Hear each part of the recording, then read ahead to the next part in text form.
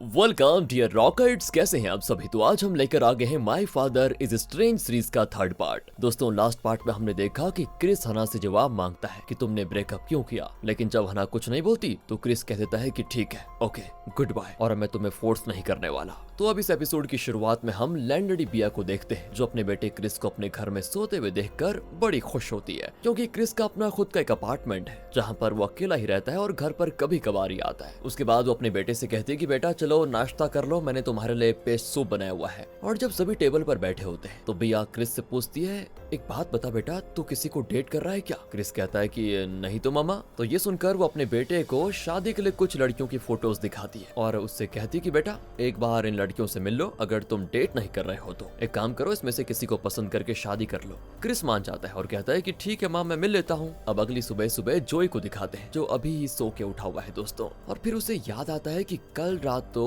उसने डायरेक्टर रियो को नशे में एक मैसेज किया था। तो वो तुरंत अपना फोन चेक करता है जिसमें डायरेक्टर की 6 मिस्ड कॉल्स होती हैं। तो इसके बाद जोई डायरेक्टर का आया हुआ वॉइस मेल सुनता है, जिसमें डायरेक्टर कहते हैं कि जोई तुम्हारी बातें सुन के अच्छा लगा, इसीलिए मैं तुम्हारे साथ एक और ऑडिशन करने को तैयार हूँ और इसके बारे में मैं तुम्हें जल्दी बता दूंगा। वॉइस मेल को सुनकर दोस्तों जोई बड़ा खुश हो जाता है और फिर अपने मैनेजर तेबू को फोन करता है और खुशी से चिल्लाता है कि अरे पता है, मुझे फिर से ऑडिशन का मौका मिल रहा है। दूसरी ओर हम बयून फैमिली में बैन को देखते हैं, जो अपनी दुकान पर सबके लिए ब्रेकफास्ट बनाते हैं और फिर सभी को खाने के लिए बुलाते हैं। अब जब सभी बहनें जाने लगती हैं तो जे कहता है कि मुझे खाने का मन नहीं है, मैं नहीं आ रहा हूँ। क्योंकि दोस्तों जे का मूड ना कल रात अपनी बहनों के साथ जो उसकी गर्लफ्रेंड यू के बारे में बात हुई थी ना, उससे खराब होता है उसका मूड। तब जे की बहन उसको अपने साथ लेकर जाती है और फिर उसकी बहनें उसका मूड ठीक करने के लिए उसके प्लेट में टेस्टी चीज डालती है। अब आगे ऑफिस में लिम को दिखाते हैं, जो क्रिस के ऑफिस में ही एक साथ काम करती है। वो क्रिस के साथ दोस्तों काफी फ्लर्टी हो रही होती है। क्रिस तो कोशिश करता है कि लिम से दूरी बना के रखो, लेकिन लिम उसका पीछा ही नहीं छोड़ती, उसके पीछे पड़ी रहती है। वहीं इधर लैंडलेडी बिया से उसकी एक किराएदारनी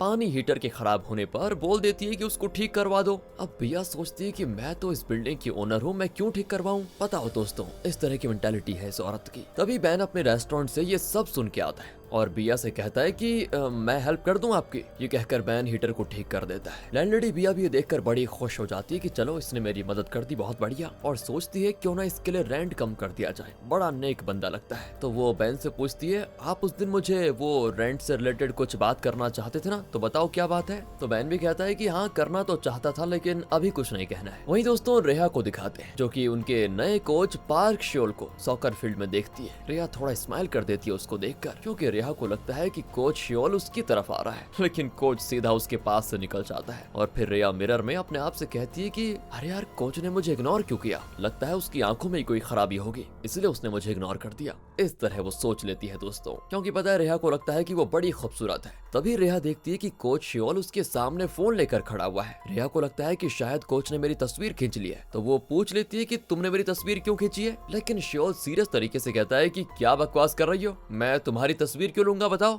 उसके बाद रेहा उसका फोन चेक करती है, जिसमें बस फुटबॉल से रिलेटेड चीजें होती है, और उन्हीं को श्योल अपने फोन में देख रहा था दोस्तों। ये देखकर तो रेहा भी शॉक हो जाती है, सोचती है मैं इतनी सुंदर हूँ, हर कोई मेरा तस्वीर लेना चाहता है, और ये लड़का इतना अलग क्यों है? यहाँ से दोस्तों अब हम हना को देखते हैं, जो अपने बिस्तर पर लेट के अपने आप से बात कर रही होती है कि 3 दिन हो गए क्रिस का कोई मैसेज नहीं आया। फिर वो क्रिस को एक टेक्स्ट मैसेज करती है, कैसे हो क्रिस? और जब क्रिस ये टेक्स्ट मैसेज पढ़ता है तो बड़ा इरिटेट होकर सोचता है कि इतना कुछ हो गया, ये लड़की मुझसे पूछ रही है कि मैं कैसा हूँ, ये भी कोई पूछने की बात है? और यहाँ भी क्रिस मैसेज को इग्नोर करके रिप्लाई नहीं करता दोस्तों। हना तो ऑफिस में भी बस क्रिस के बारे में सोचती रहती है, जिससे वो काम पर पूरी तरह से ध्यान नहीं दे पाती। दूसरी तरफ बैन अपनी वाइफ नीना से कहता है कि मैंने डिसाइड कर लिया है कि अब नए रेस्टोरेंट के लिए नई जगह की तलाश करनी पड़ेगी बहुत ही जल्द। और बैन का ये डिसीजन सुनकर नीना थोड़ी इमोशनल हो जाती है, लेकिन नीना खुश भी बहुत होती है दोस्तों, क्योंकि बैन ने लैंडलेडी बिया के सामने झुकने से साफ मना कर दिया था। फिर नीना बैन से हंसी में कहती है कि इस बात पर तो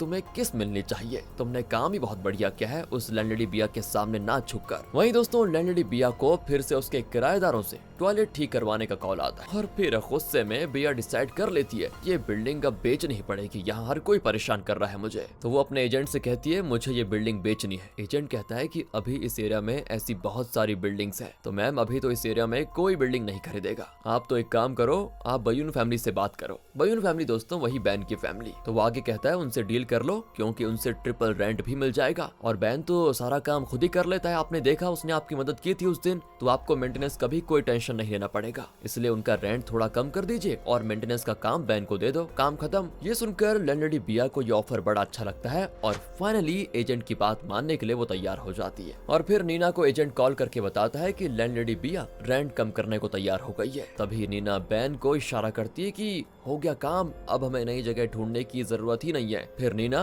और लैंडलेडी बिया एजेंट के ऑफिस में मिलती हैं।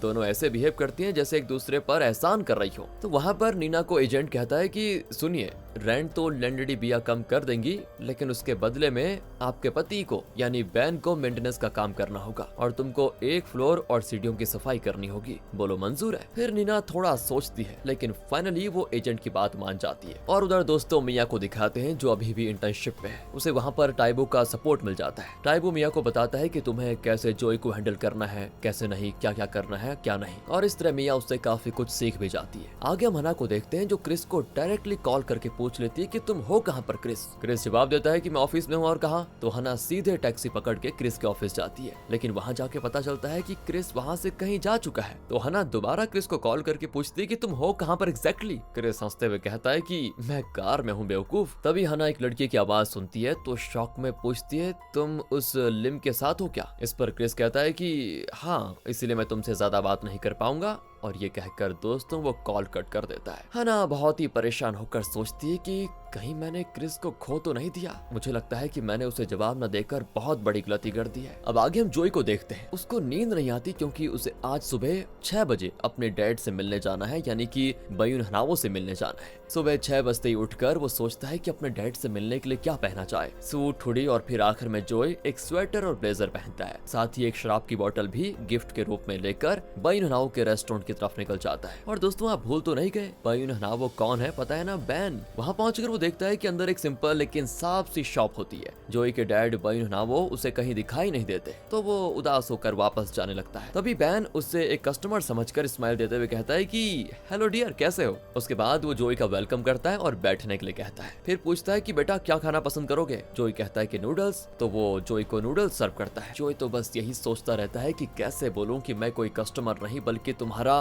बेटा हूँ, लेकिन जोई के मुंह से एक भी शब्द नहीं निकल पाता। तभी बैन का नेफ्यू मिन्हा रेस्टोरेंट में आता है और बैन से रोल मांगता है। जैसे ही मिन्हा की नजर जोई पर पड़ती है तो वो कहता है कि अरे ये तो एक्टर जोई है। और फिर पास वाले टेबल पर बैठे स्कूल गर्ल्स भी जोई को देखकर कहती हैं कि देखो देखो एक्टर जोई कितना हैंडसम है। और फिर जोई तुरंत टेबल पे पैसे रखकर रेस्टोरेंट से सीधा अपनी कार में छुप जाता है। बैन भी जल्दी से उसके पीछे रेस्टोरेंट के बाहर निकलता है और देखता है कि बाहर तो वो आदमी है ही नहीं। बैन भी सोचता है कि कैसा आदमी है, इतनी जल्दी चला गया। फिर बैन रेस्टोरेंट के अंदर आ जाता है। तभी दोस्तों जोई के पास में जे आता है और कहता है कि हेलो मिस्टर, आप यहाँ कार पार्क नहीं कर सकते हो क्योंकि यहाँ पर रेस्टोरेंट है। फिर जोई वहाँ से निकल जाता है। आगे हम हना को देखते हैं जो अपने ऑफिस में काम कर रही होती है। तभी उसको एक सेक्रेटरी बताती है कि आपका एक क्लाइंट आपका वेट कर रहा है, पता है आपको? हना देखती है कि वो क्लाइंट कोई और नहीं क्रिस है। और फिर क्रिस हना के पास आके कहता है कि तुम आज ना और ज्यादा खूबसूरत लग रही हो। हना भी कहती है कि तुम मेरे नजदीक मत आओ क्योंकि तुम मुझे एक आवारा कुत्ते के जैसे लग रहे हो। लेकिन दोस्तों क्रिस तो हना के और नजदीक जाके उसे किस कर लेता है और दोनों के बीच यहाँ पर होता है रोमांस शुरू। वहीं दूसरी ओर नीना को दिखाते हैं। रेंट के कम होने की वजह से वो हंस रही होती है। तभी जे वहीं से गुजरता है तो नीना जे से कहती है कि बेटा मैं भगवान से ये प्रे कर रही हूँ कि इस बार तुम एग्जाम में पास हो जाओ।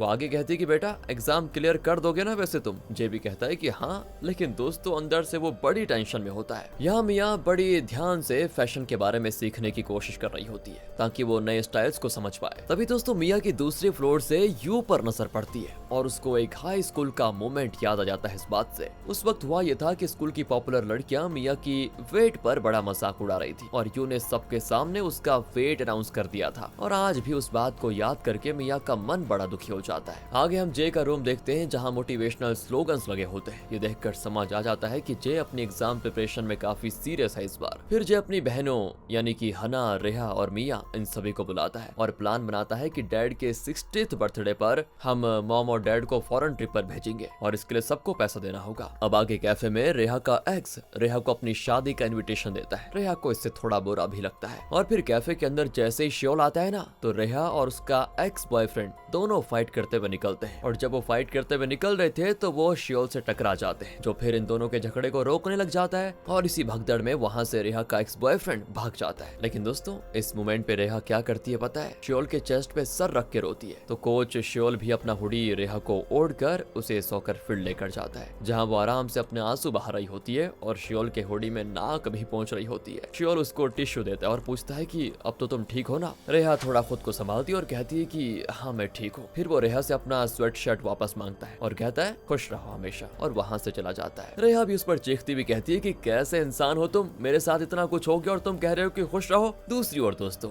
लैंडलेडी बिया अपनी कार से देखती है कि नीना बिल्डिंग के बाहर क्लीनिंग कर रही है और बैन भी उसकी मदद के लिए आ जाता है। ये मोमेंट बढ़िया होता है दोस्तों, ये मोमेंट काफी स्वीट होता है। लेकिन यहाँ पर लैंडलेडी बिया नीना को ले जाकर फ्लोर पे गम और डस्ट पॉइंट आउट करके कहती है कि देखो देखो अच्छे से क्लीन नहीं हुआ है, क्या कर रही हो तुम? नीना भी मुस्कुराते हुए कहती है मैं दोबारा कर लेती हूँ, कोई दिक्कत नहीं। वैसे दोस्तों नीना इस समय अंदर से बड़े गुस्से में होती है, लेकिन फिर भी बाहर ऐसे दिखाती है जैसे बढ़िया है सब। उधर मिया अपने ऑफिस के मेंबर के लिए लंच ऑर्डर्स करती है और सबको सर्व भी करती है, और इंटर्न होने के नाते वो बड़ी बिजी होती है। तभी होती है वहाँ पर यू की एंट्री, और फिर यू मिया को एक कैन पीने के लिए देती है, जिसको खोलते मिया के ऊपर स्प्लैश हो जाता है। मिया फिर वॉशरूम में जाके अपने आप को साफ करती है, लेकिन दोस्तों यू वहाँ पे भी पीछे पीछे आती है और मिया से कहती है तुम अभी भी वैसी की वैसी हो, डरपोक। लेकिन इस बार मिया अपनी बहन का एडवाइस फॉलो करती है और यू का हाथ पकड़ के कहती है कि बस अब और नहीं, वरना तुम्हें यहीं पर गिरा दूंगी, समझी? आगे दिखाते हैं दोस्तों तो जोई और टेबू एक मूवी प्रीमियर में होते हैं, जिसमें एक न्यू एक्टर को दिखाया जाता है जिसका नाम है जॉर्ड। और जॉर्ड अपने इंटरव्यू के दौरान प्राउडली अनाउंस करता है कि उसका next project oh my boss है। ये सुनकर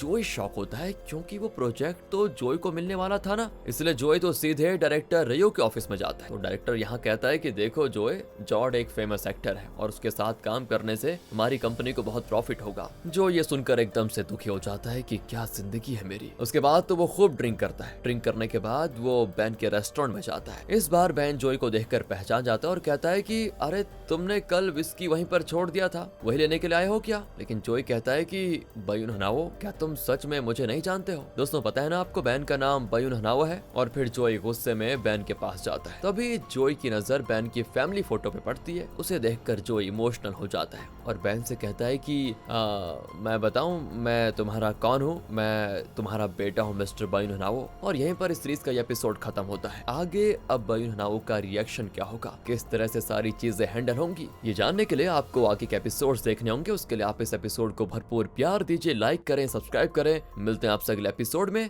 थैंक्स फॉर वॉचिंग।